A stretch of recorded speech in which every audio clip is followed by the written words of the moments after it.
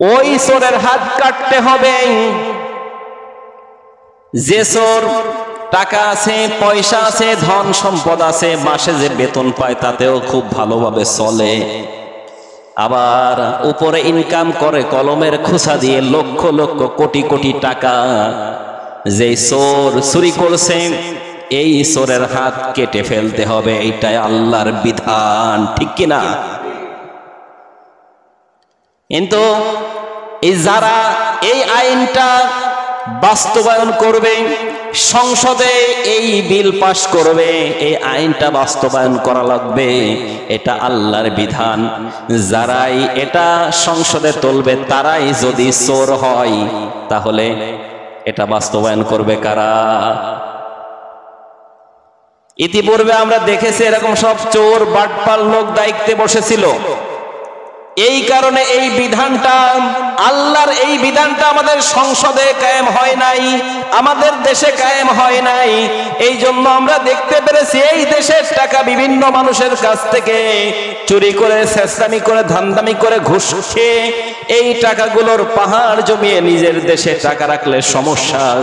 এই জন্য বিদেশে টাকা পাচার করে আমাদের দেশকে, বাংলাদেশকে ভিক্ষার থালা হাতে ধরিয়ে দিয়েছে, ঠিক কিনা?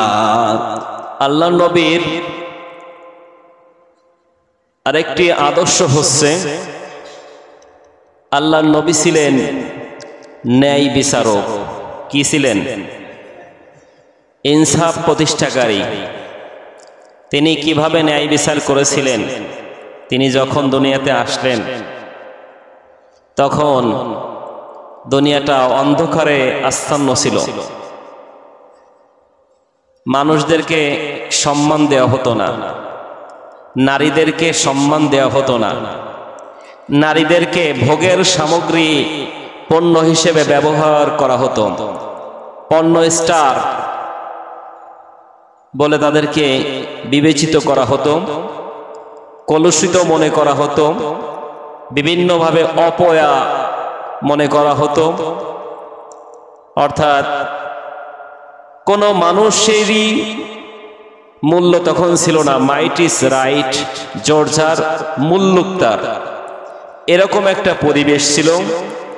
সেই অশান্ত পরিবেশকে আল্লাহর নবী ইনসাফ প্রতিষ্ঠার মাধ্যমে সকলকে সমান, যার যে অধিকার সে অধিকারটা তিনি ফিরিয়ে দিয়েছিলেন, ঠিক কিনা?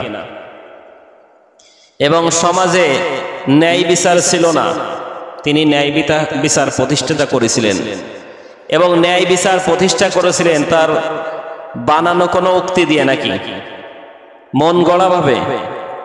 কি দিয়ে ন্যায় বিচার করেছিলেন? আল্লাহর কোরআনে কারীম দিয়ে তিনি সমাজে ইনসাফ প্রতিষ্ঠা করেছিলেন, ন্যায় বিচার প্রতিষ্ঠা করেছিলেন।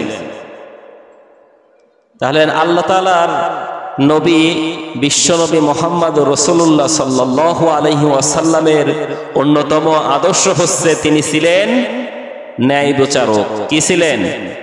ন্যায় বিচারক। আমার ভাইরা বন্ধুগণ, একবার বনু মাখজুমিয়া গোত্রের এক মেয়ে চুরি করে ধরা পড়েছে। চুরি করে ধরা পড়ার পরে আসলে ওই মেয়েটি ছিল কুরাইশ বংশের মধ্যে অন্যতম একটি সম্ভ্রান্ত পরিবারের মেয়ে। অর্থাৎ এই বনু মাখজুমিয়া গোত্র নবীর বংশের সাথে মিল খায়, নবীর রক্তের সাথে মিল আছে, অত্যন্ত সম্ভ্রান্ত একটা পরিবার। তৎকালীন সময়ে খবর হয়ে গেল বনু মাখজুমিয়া গোত্রের সম্ভ্রান্ত পরিবারের মেয়েটি চুরি করে ধরা খেয়েছে। আমরা সকলেই তো জানি চুরি করে যদি কেউ ধরা খায় তার বিধান হলো হাত কেটে দেওয়া। এ বিধান কার? আমার না আল্লাহর? আল্লাহর না? আল্লাহ তাআলা এই বিধানটি দিয়েছেন, ওয়াসারিকু ওয়াসারিকাতু ফাকতাউ আইদিয়াহুমা জাযাআ জাযাআম বিমা কাসাবা নাকালাম মিনাল্লাহ। আল্লাহু আকবার। আল্লাহ তাআলা বলেন, যদি কোন নারী আর পুরুষ চুরি করে ধরার পরে যদি চোর সাব্যস্ত হয়ে যায়, দোষী সাব্যস্ত হয়ে যায়, তাহলে তার হাত কেটে দাও। এই বিধান কার? আরো জোরে বলেন, এই বিধান কার? আমার ভাইরা বন্ধুগণ, এই বিধান কি আমাদের সমাজে বাস্তবায়ন আছে? দেশে আছে? এ দেশে নেই, এ সমাজেও নেই। এই বিধান নবীজির একটা আদর্শ নেই বিচার, এই বিচারটা আমাদের সমাজে বাস্তবায়ন করা দরকার আছে না নাই? চুরি করলে চোরের হাত কাটা যাবে, এটা বাস্তবায়ন করার দরকার আছে না নাই? কোন চোরের হাত কাটবেন? টমেটো চুরি করলাম, আলু চুরি করলাম, কলা চুরি করলাম, মসজিদ থেকে জুতা চুরি করলো। অনেকে দেখা যায় বিলে মাছ মারতে গিয়ে অন্যের চারও ঝেড়ে নাই, আছে না নাই?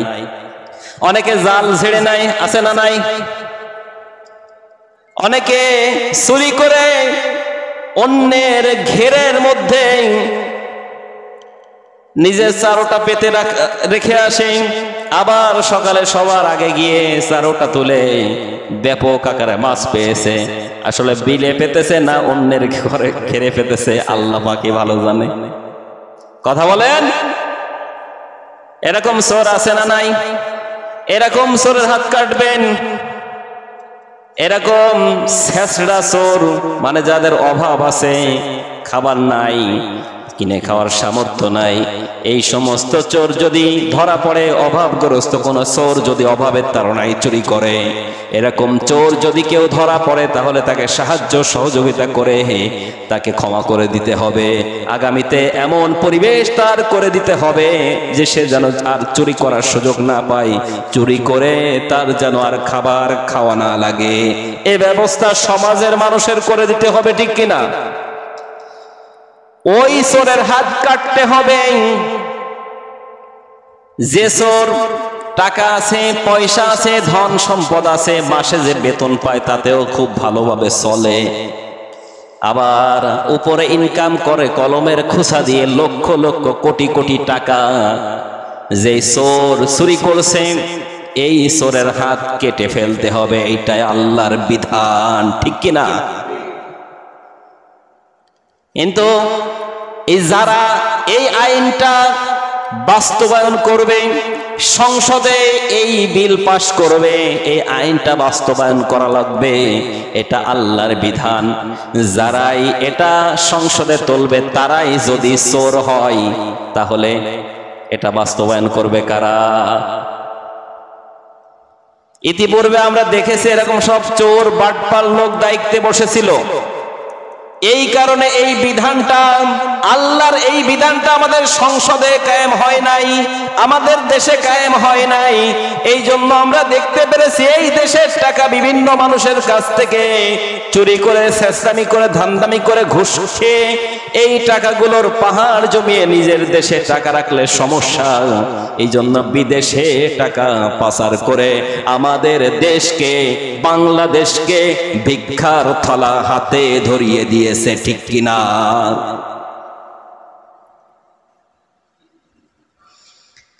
এজন্য আমার ভাইরা বন্ধুগণ, চুরি করার যে বিধান, এই বিধানটা যদি আপনি আমার দেশে যদি কায়েম করতে পারেন, একটাকে যদি উপযুক্ত শাস্তি আপনি দিতে পারেন, বাইতুল মুকাররমের সামনে যদি এরকম একটা চোরকে সকলের সামনে হাত কেটে দেন এবং টিভির নিচে লিখে দেন ব্রেকিং নিউজ, ব্রেকিং নিউজ, চুরি করার অপরাধের হাত কর্তন করা হচ্ছে, দেখবেন 1 ঘন্টা না 2 ঘন্টা না 1 দিনের মধ্যেই সমস্ত চোর সংশোধন হয়ে যাবে। কারণ এটা আল্লাহর আইন, ঠিক না বেঠিক? এই আল্লাহর আইন দেশে নেই, এই আইন বাস্তবায়ন করে দেখেন, দেখবেন সকল মানুষ সমানভাবে বসবাস করতেছে। তখন কেউ ধনী আর কেউ গরিব হবে না, সকলেই মোটামুটি বেশ ভালোভাবে চলবে। এরকম আইন করা না থাকার কারণে দেশের কিছু কিছু মানুষ কোটিপতি হয়ে যায়, আর কিছু কিছু মানুষ হয়ে যায় ভিক্ষুক। কথা বলেন ঠিক না বেঠিক? অনেক এলাকায় আবার এই সমস্ত উচ্চ শ্রেণীর লোকেরা সাইনবোর্ড লিখে দেয় ভিক্ষুক মুক্ত এলাকা। কথা বলেন। আবার দেখা যায় ভিক্ষুক মুক্ত এলাকা লেখা, কিন্তু ওই সাইনবোর্ডের নিচে ভিক্ষুক ভিক্ষা করতেছে, আল্লাহ দে আল্লাহ দে। কথা বলেন ঠিক কিনা? আছে না? এজন্য আল্লাহর নবীর আল্লাহর আইন সমাজে রাষ্ট্রে বাস্তবায়ন করা দরকার। তাহলে দেখবেন আর এই চুরি শেষরা চোর যারা, তারাও সতর্ক হয়ে যাবে। তারা আর ওই মাছ চুরি করতে যাবে না, কলা চুরি করতে যাবে না, আম চুরি করতেও যাবে না, এমনকি মসজিদের জুতাও চুরি হবে।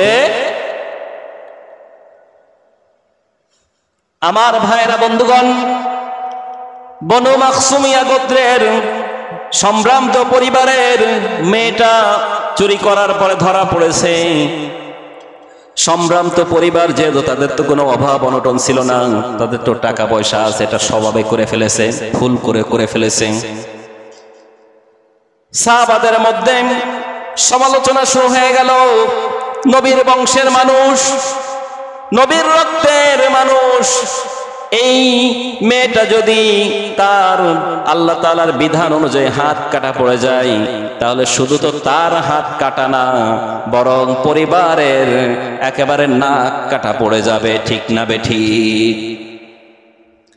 এটা ভেবে সাহাবারা সমালোচনা করতে লাগলো। একজনকে মনোনীত করল, উসামা ইবনে যায়েদ রাদিয়াল্লাহু আনহুকে মনোনীত করে বলল, তুমি যাও নবীজির কাছে, নবীজির কাছে গিয়ে নবীজিকে এই শাস্তির বিধানটা কনসিডার করা যায় কিনা সেভাবে আমাদের নবীকে একটু ইমপ্রেস করার জন্য চেষ্টা করো। বিধান নবীজির না আল্লাহর? বিধানকার চুরির বিধান আল্লাহ তাআলা নিজেই দিয়েছেন। অসারিকু ওয়াসারিকাতু ফাকতাউ আইদিয়াহুমা জাযাআম বিমা কাসাবা নাকালাম মিনাল্লাহ। আল্লাহু আকবার। উসামা ইবনে যায়েদ রাদিয়াল্লাহু আনহু আমার নবীজির কাছে গেলেন, গিয়ে বললেন, ওগো আল্লাহর নবী, বনু মাখজুম গোত্রের সম্ভ্রান্ত পরিবারের মেয়েটা ভুল করে চুরি করে ফেলেছে। আমরা তো সকলেই জানি চুরি করলে তার হাত কাটা যাবে। যেহেতু সম্ভ্রান্ত পরিবার, আপনার বংশের, আপনার অত্যন্ত কাছের মানুষ, তারা কাছের একটা পরিবার, যদি তার হাত কাটা যায়, এমনকি তার যদি হাত কেটে দেয়া হয়, তাহলে আপনার পরিবারের বদনাম হবে। এই জন্য আমরা সকলেই আপনার কাছে একটি আর্জি নিয়ে এসেছি, আপনি যদি এই বিধানটা, এই শাস্তির বিধানটা যদি একটু অন্যরকম করা যায় কেমন হয়। এই কথা শোনার পরে আমার নবীজির চেহারা মুবারক লাল হয়ে গেল। নবীজি রেগে গেলেন, ডেকে বললেন, উসামা ইবনে যায়েদ, তুমি কি সুপারিশ নিয়ে এসেছো? তো আমার কোনো বিধান না, এটা তো আমার কোনো আইন না, এটা তো সম্পূর্ণ একেবারে আল্লাহ তাআলা আইন সিলেকশন করে দিয়েছেন, চুরি করলে তার হাত কাটা যাবে। সুতরাং তুমি যার জন্য নিয়ে এসেছো, আমার বংশের মানুষ হোক আর আমার কাছের মানুষ হোক, এমনকি আমার মেয়ে ফাতেমাতুজ জোহরাও যদি চুরি করে, আমি নবী হয়ে, তার বাবা হয়ে, আমি এক মুহূর্তে তার হাত কেটে ফেলবো। এটাই হচ্ছে ন্যায় বিচার। নিজের বংশের লোক হোক, নিজের কাছের লোক হোক, নিজের ফ্যামিলির লোক হোক, এমনকি তিনি বললেন, আমার নিজের মেয়ে, আমার কলিজার টুকরা, আমার ফাতেমাও যদি চুরি করে, তাহলে আমি তার হাত কাটতে দ্বিধাবোধ, কুণ্ঠাবোধ করব না। আজকের সমাজে আমরা নিজের ফ্যামিলির লোক অন্যায় করলে, দোষ করলে ওটা চোখে পড়ে না, অথচ একটা নিম্ন শ্রেণীর, নিম্ন ফ্যামিলির লোকজন যদি একটু দোষ করে, ওটা আমরা ব্যাপক আকারে হাইলাইট করি। কিন্তু একটু সম্ভ্রান্ত পরিবার যারা, এদেরটা আমরা হাইলাইট করতে চাই। আবার দেখা যায় যখন আমরা বিচার ফয়সালা করি, তখন দেখা যায় নিজের লোক, নিজের আত্মীয়, নিজের দলের লোক, তারা মাপ পেয়ে যায়। কিন্তু যারা দলের লোক না, দলের বাইরের লোক, নিজের লোক না দূরের লোক, এই সমস্ত লোকগুলো অন্যায় করলে, অন্যায় না করলেও পর্যন্ত তাদেরকে শাস্তি দেওয়া হয়, ঠিক কিনা?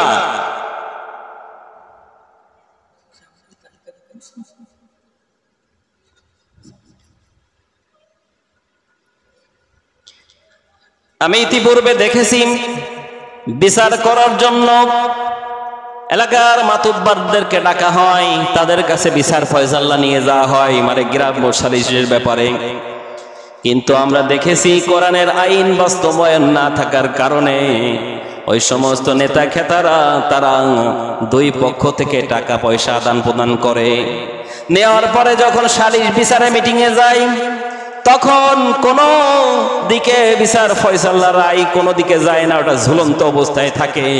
যুগের পর যুগ এইভাবে মিটিং হয়, সালিশ হয়, কিন্তু রায় হয় না, ওই বিচার কখনো সমাধান হয় না।